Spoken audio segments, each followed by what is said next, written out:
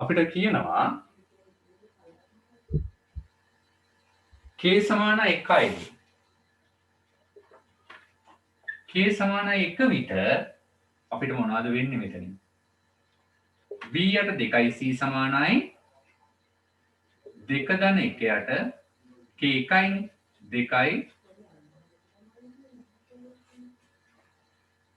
2යි k b මෙතනනේ 2යි අපි ඔක්කො කරේ 2යි kb k 1යි 2යි 1යි b මෙතන c. එතකොට අපිට එනවා b යට 2යි c සමානයි 3යි c යට 2යි b. මේ දෙක කැපෙනවා අපිට එනවා b වර්ගය සමානයි 3යි c වර්ගය කියලා. b වර්ගය සමානයි 3යි c වර්ගය කියලා එනවා.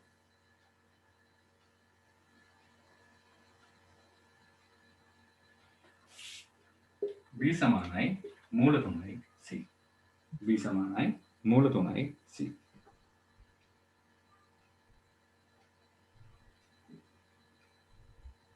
BC අතර අපි මෙතනින් සම්බන්ධතාවයක් ගත්තා.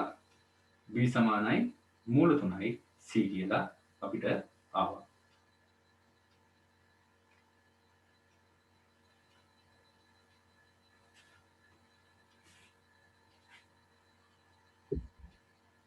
හරි හදාගන්න එක.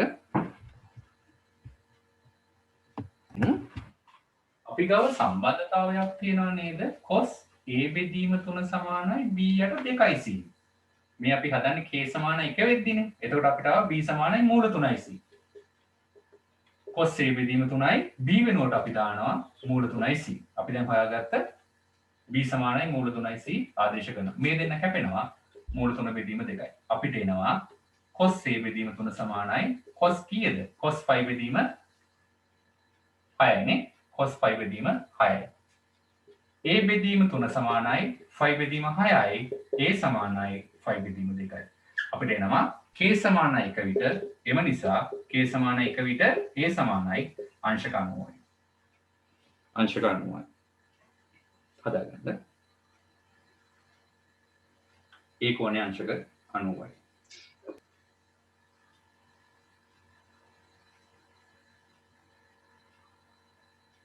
ඊළඟට කියනවා A ඇසුරෙන් B සහ C හොයන්න.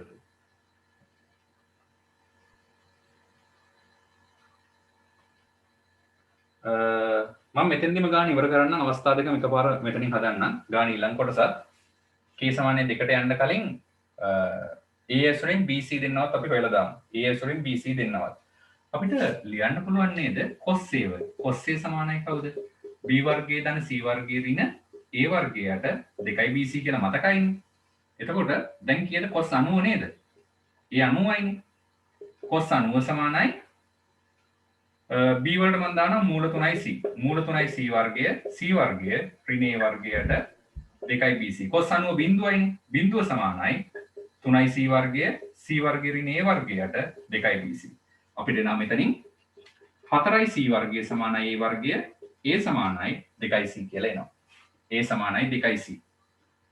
c සමානයි a බෙදීම 2යි. ඔන්න a ඇසුරෙන් c හොයලා දුන්නා. a ඇසුරෙන් c හොයලා දුන්නා. ඊළඟට ඕනේ b වත්. b සමානයි කවුද? මූල 3යි c නේ. එහෙමනම් මූල 3යි a බෙදීම 2යි. මූල 3 බෙදීම දෙවාරයක් a. හොඳයි. ඔන්න අපි ඔයලා ඉවරයක් කරා කෝණේ අංශක 90ක් වෙයි. කෝණේ අංශක 90ක් වෙයි. ඒ වගේම දැන් අපි හදන්න ඕනේ අංශක 135ක් වෙද්දී. ඊළඟට අපි හදන්නේ අංශක 135ක් වෙද්දී.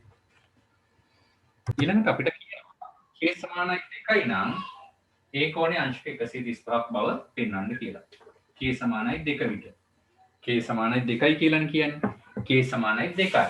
එතකොට අපිට එනවා b යට 2යි c සමානයි 2 ධන k 2යිනේ.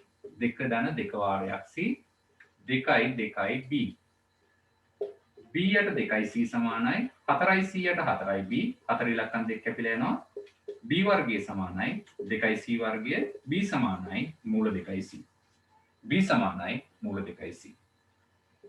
cos a බෙදීම 3 කීයද? b යට 2යි c නේ. එතකොට අපිට එනවා b වෙනුවට මූල 2යි c. අපි හොයාගත්තනේ b කියලා කියන්නේ මූල 2යි c කියලා. c c කැපුණා එකයට මූල 2ක් එනවා. a බෙදීම 3 කීයද? 45යි නේද? cos 45 නේ එකයට මූල 2. අපිට එනවා a කියලා කියන්නේ 3යි 5 බෙදීම 4. 5 බෙදීම 4 අංශක 135යි නේ. එහෙනම් අපිට එනවා k සමානයි 2 විට a සමානයි අංශක 135යි. අංශක 135යි. a පොයින්ට් එක ඉවරයි. දැන් ඕනේ by cy as වලින්. එහෙමනම් cos 135 ලියන්න කලින් විදිහට cos 135 සමානයි cos a නේද? cos a සමානයි b වර්ගය ධන c වර්ගය ඍණී a වර්ගයට දෙවාරයක් දෙපැත්තේ දෙන්න. 2යි bc. cos 135 සමානයි b වෙනුවට අපිට ආදේශ කරන්න තියෙන්නේ කවුද? මූල 2යි c. මූල 2යි c වර්ගය c වර්ගය a වර්ගයට දැන් හරය අපිට වැදගත්කමක් තියෙනවා කලින් කිය වැදගත් නොවුනට දෙවාරයක් මූල 2යි c c cos 135 කියන්නේ ඍණ sin 45 ඍණ sin 45 ඒ කියන්නේ ඍණ එකයට මූල 2යි. මේක දෙවන වෘත්තපාදයේදී cos ඍණ. ඒක නිසා ඍණ මේක අපිට ගන්න පුළුවන් cos 90 cos 45 කියන්නේ ඍණ sin 45. එහෙම නැත්නම් ගත්ත හැකි cos 135 cos 180 ඍණ 45 cos 180 ඍණ 45 cos 180 ඍණ 45 කියන්නේ ඒ දෙවන වෘත්තපාදය නිසා cos 45 කියන්නේ cos 45 එකයට මූල 2යි ඍණ ලකුණක් ඉස්සරහට එනවා. මෙතනින් එනවා 2යි c වර්ගය ධන c වර්ගය ඍණ a වර්ගයට 2යි මූල 2යි c වර්ගය. මූල 2ට මූල 2 කැපෙනවා. මෙතනින් එනවා ඍණ 2යි c වර්ගය සමානයි 3යි c වර්ගය ඍණ a වර්ගය. a වර්ගය සමානයි 5යි c වර්ගය. a සමානයි මූල 5යි c. යව නෙමෙයිනේ ඕනේ. c ඕනේ. c සමානයි a යට මූල 5යි. c සමානයි a යට මූල 5යි. ඒ වගේම ab අතර සම්බන්ධතාවයකුත් තියෙනවනේ. b සමානයි මූල 2යි c නේ. මූල 2යි c වෙනුවට a යට මූල 5යි. ගාන සම්පූර්ණයෙන් ඉවරයි. පැහැදිලිව හදාගන්න.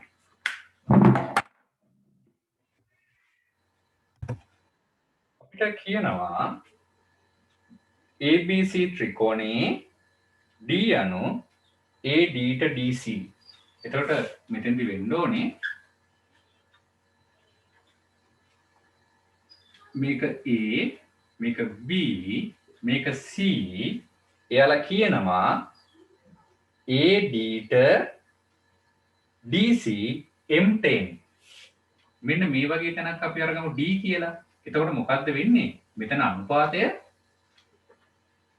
අපිට කියනවා BD ට DC M ට N. M ට N. එතකොට මේ පාදේ දිග කොච්චරද එහෙනම්? මේකේ මුළු දිග A නේ. M ධන N ට M ධන N ට M නම් A ට. එතකොට මේ කොටසේ දිග අපිට එනවා. මේ කොටසේ M ධන N ට N නම් A ට. එතකොට මේ දිග එනවා. මේ කොටස් දෙකේ දිගවල් දෙකත් අපි හොයාගත්තා. එයාලා අපිට ඒ දෙකේ අනුපාත කියලා තියෙන නිසා. වන පරිදි BC පාදයේ මත පිහිට ලක්ෂ්‍යකයේ කතන්දරේ හරි BAD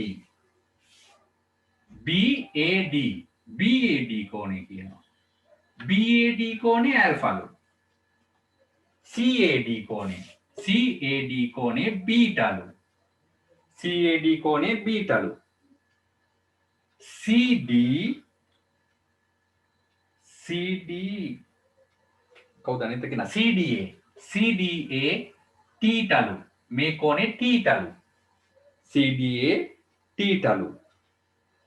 එහෙමනම් අපිට පෙන්වන්න කියනවා m ධනෙන් cot θ සමානයි m cot alpha ඍණ n cot beta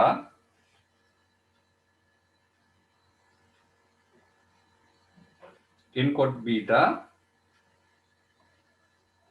ඍණ m cot c කියලා එක්කනේ.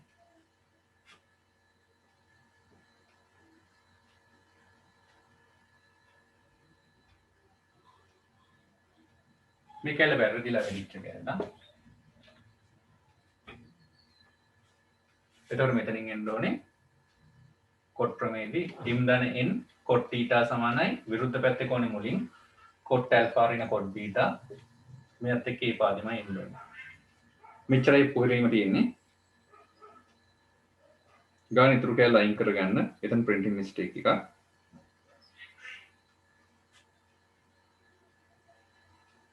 හොඳයි. අපි මේක සාධනය කරමු.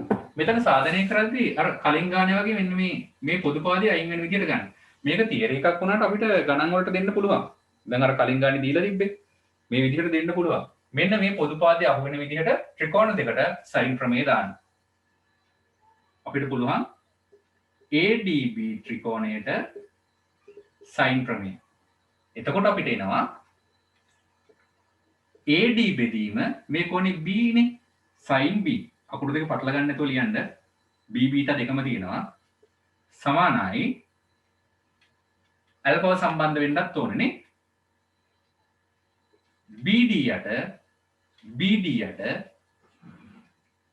sin alpha නේ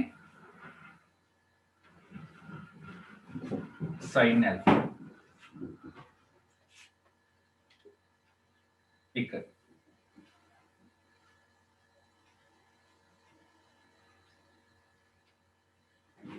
මොකක්ද අපි ගත්තේ AD යට sin B සමානයි BD යට sin alpha කියලා ආවා.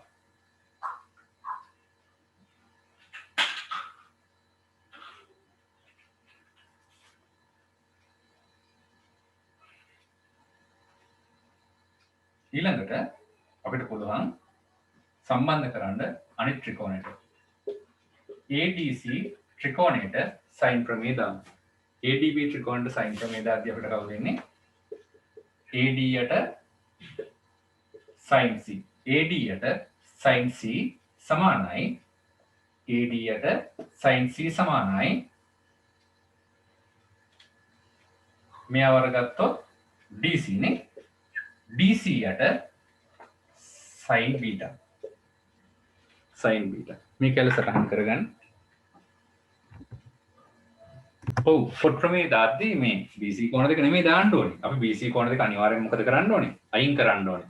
මෙතන තියෙන BC දෙක අයින් කරන්න ඕනේ. BC දෙක කොහොමද අයින් කරන්නේ? BC දෙක අයින් කරන්න පුළුවන් මේ B කියන්නේ කවුද? මෙතන B කියන්නේ කවුද? B කියන එක්කෙනාව ගන්න පුළුවන් මේ කෝණේ කවුද? phi ඍණ θ. මේ කෝණ තුනේම එකතුව. මේ කෝණ තුනේම එකතුව මේ කෝණ තුනේම එකතුව අංශක 180ක් වෙන්න ඕනේ. එතකොට මේ B කෝණය අපිට කොහොමද ලියන්න පුළුවන්? මේ B කෝණය අපිට ලියන්න පුළුවන් 180 ඉතුරු වෙන විදිහට ඍණ θ කැපෙන්න ධන θ තියෙන්න ඕනේ. ධන ඇල්ෆා කැපෙන්න ඍණ ඇල්ෆා තියෙන්න ඕනේ. θ ඍණ ඇල්ෆා.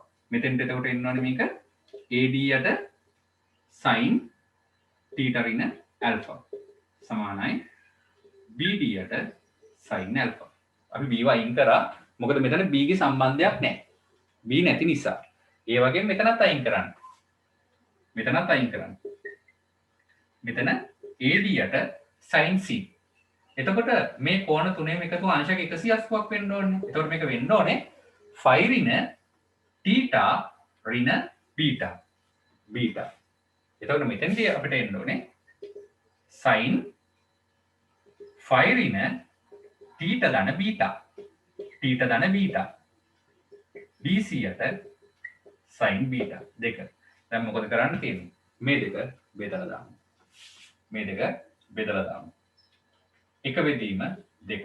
එතකොට අපිට එනවා AD යට sin θ ඍණ ඇල්ෆා මේක බෙදනවා කියන්නේ මේකේ පරස්පරය එනවා sin phi ඍණ θ sin 180 ඍණ θ කියන්නේ sin θ මයි ඒ කියන්නේ sin θ දන්න බීටා බෙදීම AD සමානයි 1 2කින් බෙදුවි BD යට sin alpha ඒ විදිහටම ඉන්නවා මෙයාගේ පරස්පරය එනවා sin beta යට BC එනවා දැන් මේ දිගවල දෙක අපිට වැඩකුත් නැහැ මෙතන අනුපාතයක් විදිහටම එනවා AD ට AD කැපෙනවා මෙයාව මෙහෙම තියන් ඉඳලා හරියන්නේ නැහැ දිග අරගන්නත් වෙනවා ඊළඟට දිග හරිමු sin θ ධන බීටා යට sin θ ඍණ ඇල්ෆා මෙතනින් එනවා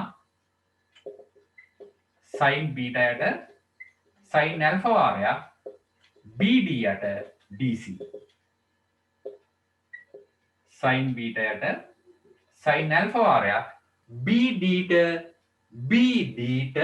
DC BD ට DC කීයද m ට n BD යට DC කියන්නේ m බෙදීමෙන්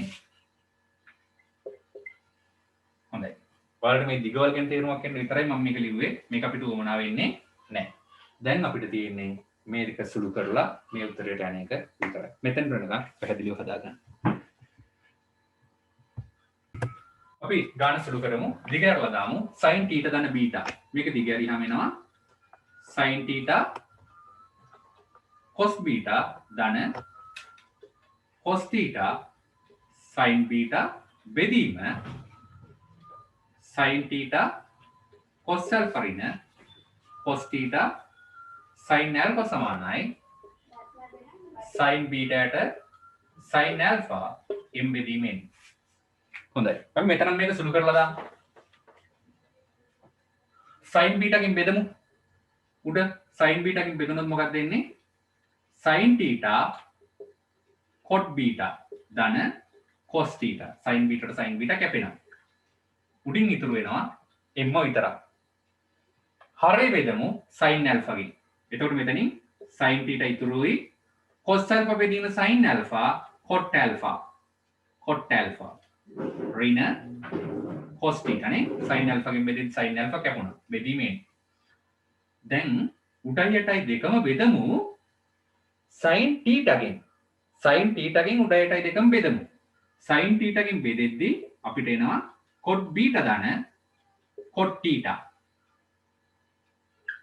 sin θ ගෙන් බෙදුනහම 1යි එයා අයින් වුණා cos θ sin θ ගෙන් බෙදුනහම cot θ හරය sin θ ගෙන් බෙදුනහම මෙතන sin θ අයින් වෙනවා cot alpha විතරක් එනවා cos θ බෙදීම sin θ cot θ දැන් හරස් ගුණ කරමු n cot beta ධන n cot θ සමානයි m cot alpha m cot θ මේ පද දෙක මේ පැත්තට ගියමු n cot θ ධන m cot θ සමානයි m cot alpha ඍණ n cot beta හොඳයි cot θ එළියට ගත්තොත් එනවා n ධන m cot θ සමානයි m cot alpha ඍණ n cot beta මෙතන සුළු කිරීම බලා ගන්න මෙතන කරේ sin θ ධන beta දිගෑරියා මෙතන sin θ ඍණ alpha